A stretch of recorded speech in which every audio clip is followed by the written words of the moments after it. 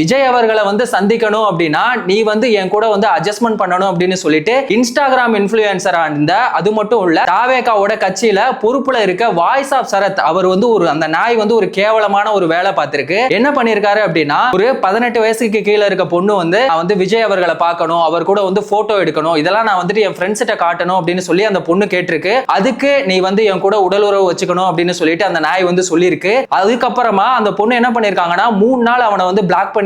திரும்பவும் வந்து அவனை அன்பிளாக் பண்ணிட்டு நீங்க சொன்னதுக்கெல்லாம் ஓகே அப்படின்னு சொல்லி அந்த பொண்ணு வந்து சொன்னதா சொல்லியிருக்காங்க. இது எல்லாத்தையும் வந்து நான் சொல்லல, அவனே வந்து சொல்லியிருக்கான். அவனோட வாய்ஸ் ரெக்கார்டு தான் இப்ப சோசியல் மீடியால வந்து வைரலா போயிட்டு இருக்கு. அது வந்து உண்மையிலே அவனோட வாய்ஸ் தான். ஆனா இது வந்து என்னோட வாய்ஸ் கிடையாது, நீங்க வந்து மக்கள் வந்து வேணும்னே என் மேல அவதூறு பரப்புறாங்க, நீங்க வந்து முடிஞ்சா என் மேல கம்ப்ளைண்ட் கொடுத்துக்கோங்க அப்படின்னு சொல்லி சொல்றான். ஆனா அது அவனோட வாய்ஸ் தான் அப்படிங்கிறது கன்ஃபார்ம் ஆயிருக்கு. அது மட்டும் இல்லாம அவன் ஏதோ பெரிய சாதனை பண்ண மாதிரி ஒரு பெண்ணோட கன்னித்தன்மையை வந்து உடைச்சிட்ட அப்படின்னு சொல்லி அந்த ஆடியோ ரெக்கார்ட்ல வந்து சொல்லியிருக்கான். இதெல்லாம் எவ்வளவு கேவலமான ஒரு விஷயம், பண்ணதே ஒரு அயோக்கியத்தனம்.